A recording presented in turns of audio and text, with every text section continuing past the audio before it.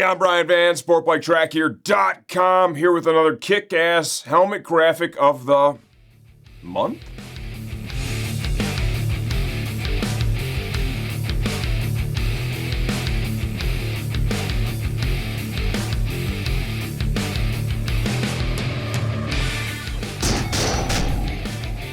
Okay, inside of our Fly Racing Helmet Garage, we have another graphic that I found to be pretty freaking sweet, so we're going to show it off today.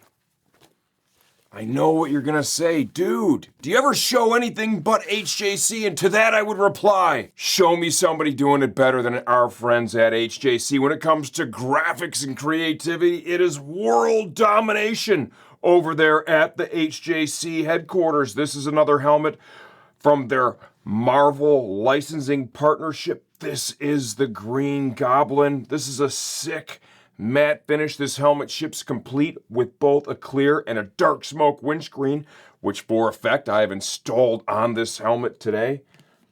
This thing is absolutely gorgeous.